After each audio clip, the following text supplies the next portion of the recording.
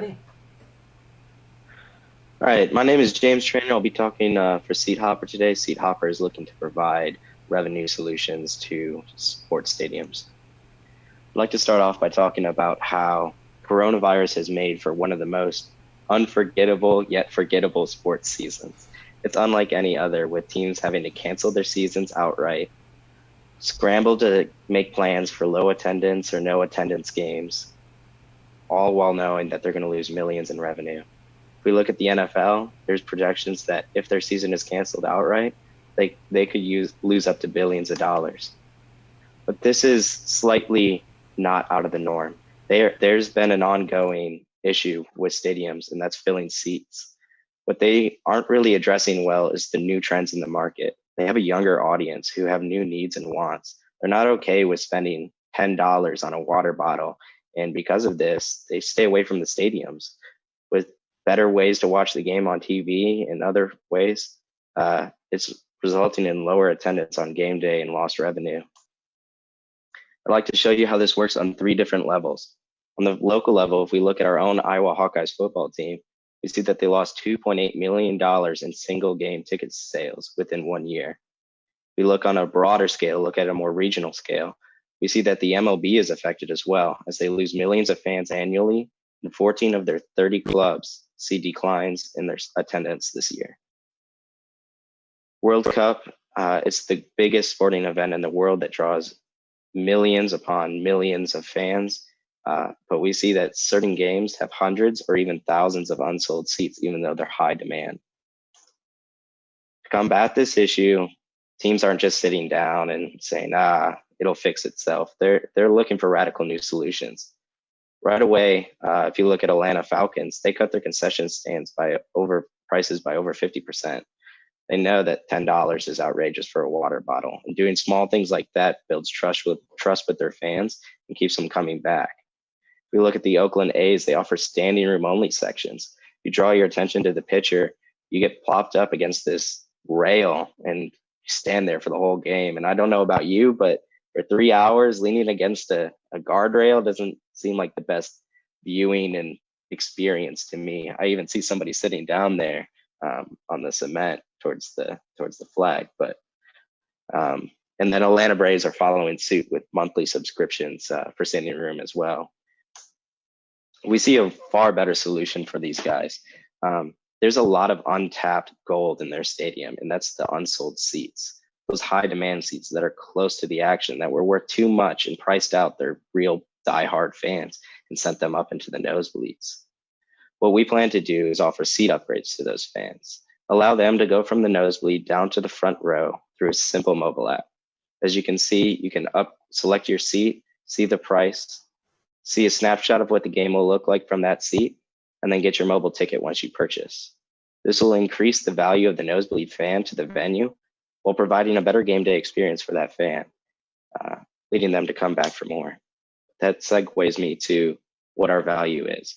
We see really three major ways that we provide value to these venues. The first being that we can increase their revenue without them having to worry about getting more fans into their stadium. Another is that by improving the game day experience for their fans, allowing them to have a bit more control and flexibility and feel comfortable paying for a nosebleed seat, knowing if they don't like it, that there's a possibility they can upgrade to one of these unsold seats. And lastly, because the fans have that better interaction, they're going to be more repeat customers and come back more often. The way we plan to make money out of all this is through a licensing agreement. We'll first partner with the teams and license our software to them, and then we'll make a commission off of each seat transaction. The last thing I'd like to talk to you guys about today is the competition. Yes, there's a lot of people out there who are involved in the ticketing department of sports. We see that all of them have their pregame options and mobile apps, and almost all of them have a seat view of what your ticket will look like. And only really one other partners with the venue. But what we do different is allow in-game purchasing. Currently, no other team offers that. We see that as a great way to share revenue with the venues and make some for ourselves. Thank you guys so much for listening. If you'd like to get in contact with us, our email is listed right here. It's seathoppertickets@gmail.com. And we're excited to answer any of your questions.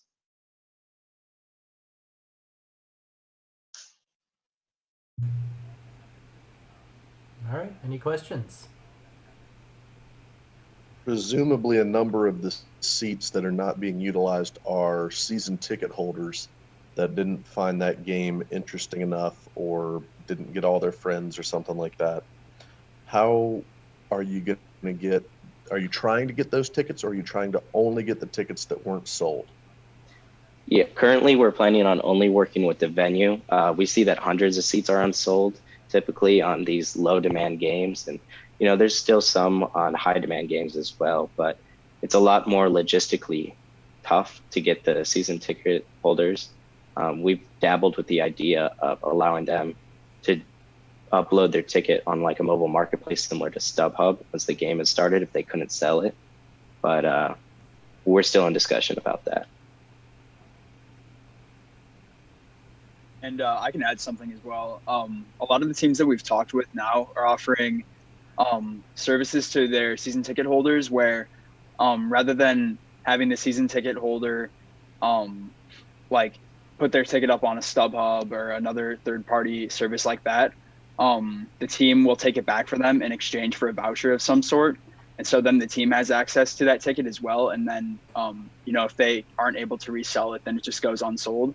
And so we could have access to some of those tickets through that as well.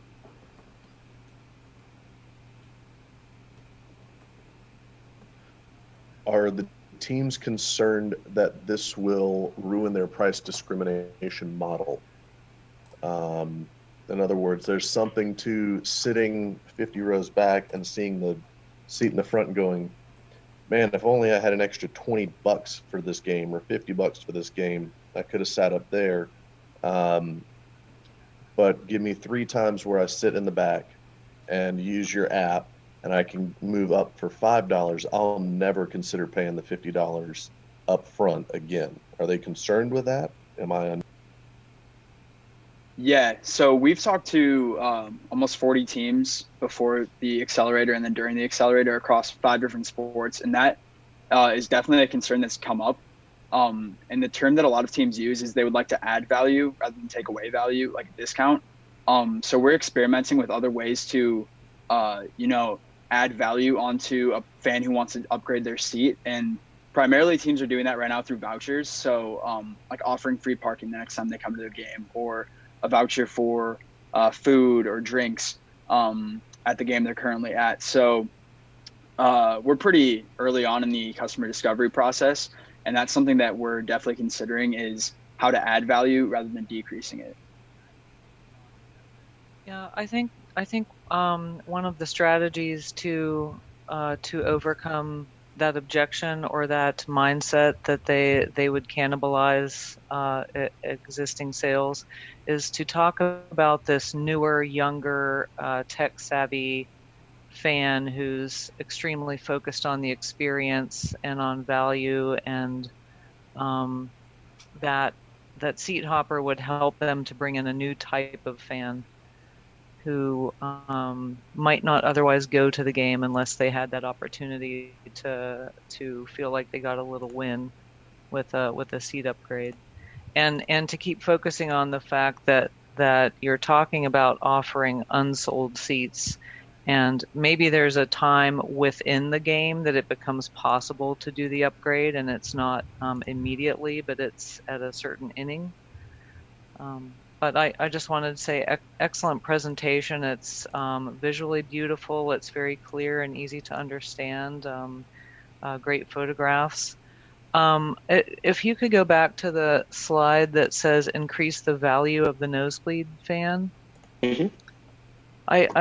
There's something about that throws me every time I see it. I think what you want to say is increases the revenue generated by the nosebleed fan, or I know what you mean is the value of the fan to the stadium, but it somehow is a little bit confusing because you're increasing the value of the experience for that fan.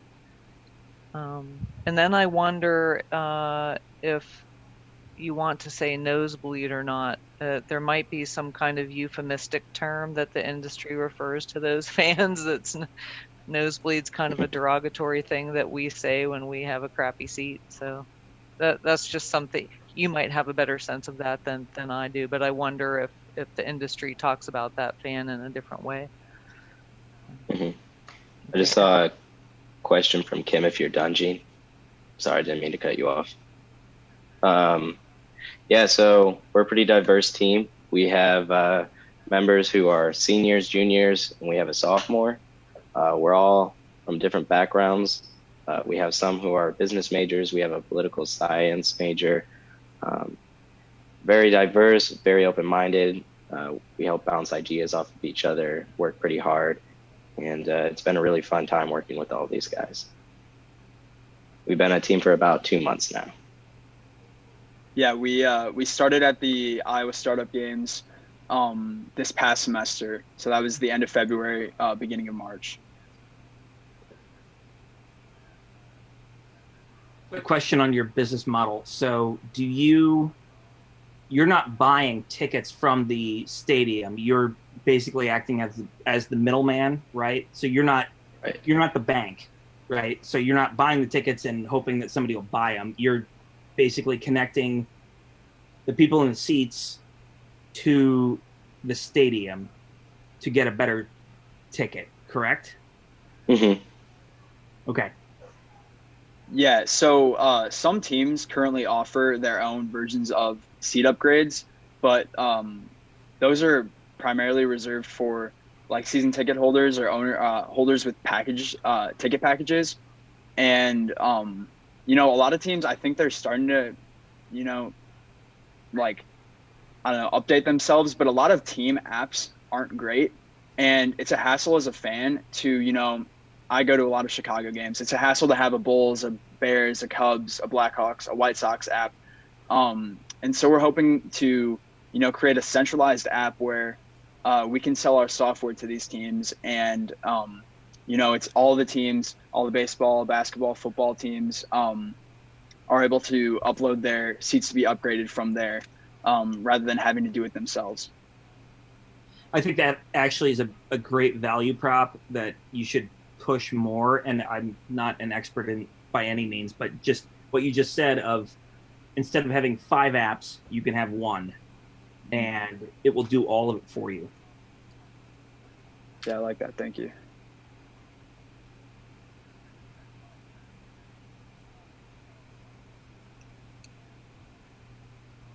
Yeah, great presentation, guys. This is Greg Marcus again. So I think one of the things is to talk to a lot of different types of venues at a lot of different levels.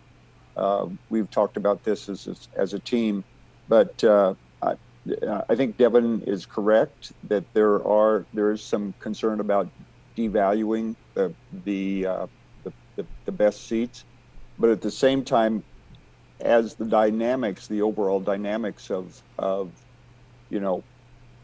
seeing games in person, some venues are probably trying to understand how can we increase the revenue per ticket sold.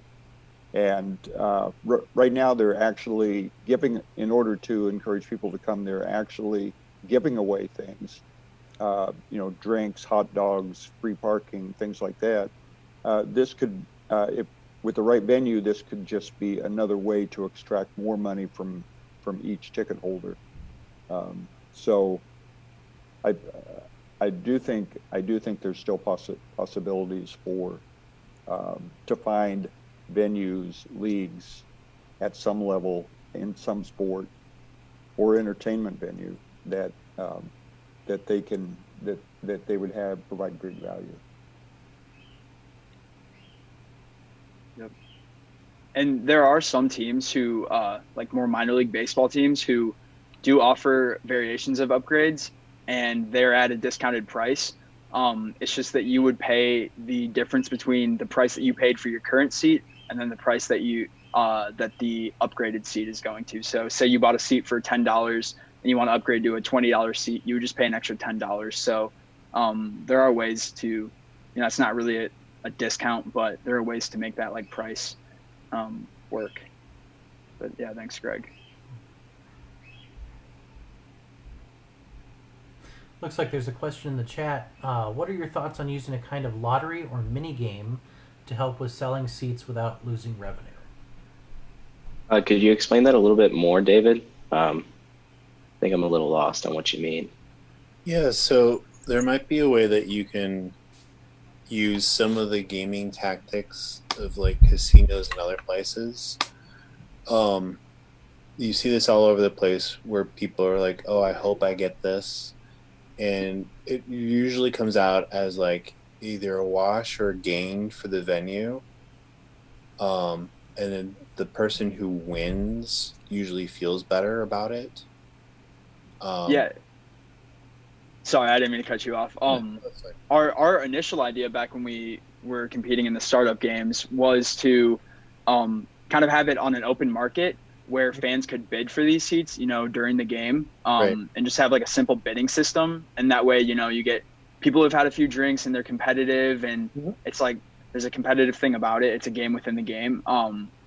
And that was a way that we've talked about, experimenting with making it like a more gamification process of upgrading. I don't know if James or Alex has anything else. Yeah, so I'm thinking about like if you're really trying to motivate people to make that advanced purchase, like they've already spent whatever amount of money on their ticket and on their food or whatever, and they're sitting there and they're looking at these other seats, like I don't know how much incentive they will have to pay the difference, unless there's some other connection going on emotionally or otherwise. And a game is one way that you can use to build that, to make them feel like special, even if it's like not really. Like I won this sort of thing. Mm-hmm. I could chime in on this too if there's time. Mm-hmm. Yeah, so we did explore kind of that issue about, and that was one of the big problems we came into with bidding on the seats, was that we've heard from several of these venue managers that it's already hard enough to get fans on their phone in the first place. And so we kind of wanted to streamline a process where it's okay, sign in and done. It's not they're on their phone for 30, 40 minutes bidding on these seats. And Right. what are they really here for? Are they really here to sit in the sun and play on their phone, or are they here to watch the game? And so that was kind of the issue we ran into with that. Yeah. So what I mean, you're the business here, but my idea was like you could be entered into a lottery, right? For like I don't know, $5 or whatever, and then maybe you win and you get an upgrade or something. So not like something that you're going to be spending a lot of time on. But again, it's just a thought. I think that's a great promotional strategy. Yeah, like you can use advertising with that. Like you can make it like a short and sweet sort of like participation thing. And the people who don't care, so what, right?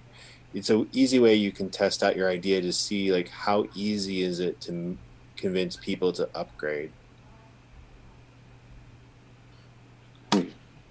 Actually, so David's idea makes me think of the idea that there are all these interactive things, interactive ads where they play the shell game or whatever, and they just move the stuff back and forth, and everybody yells 3 or whatever it is.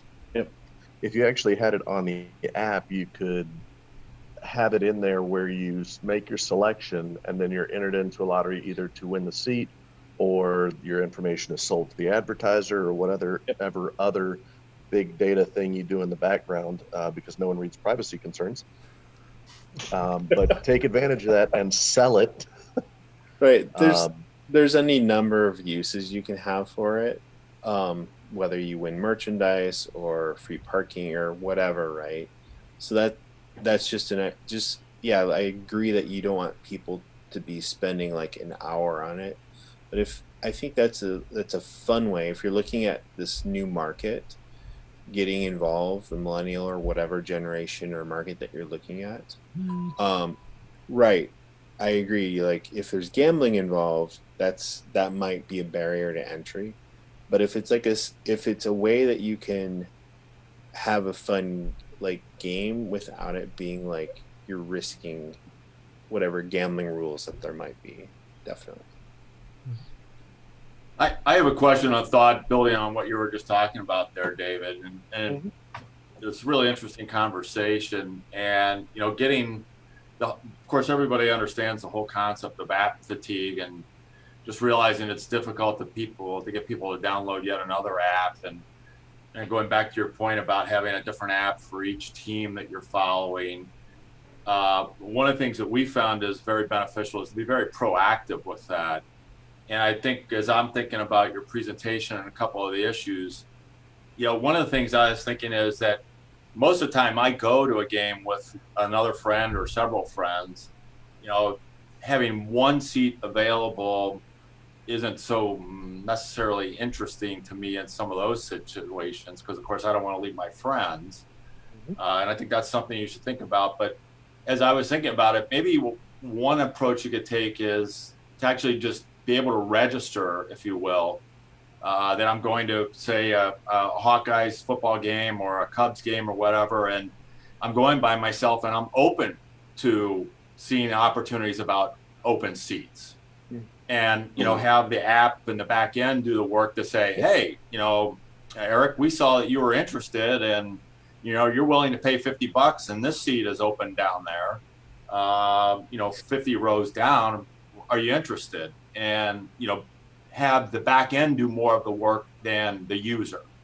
And, maybe say, well, I've got two other friends with me, and have the system go through and say, yeah, we actually found 3 seats together, just coincidentally or whatever. But have the technology be more proactive than the user.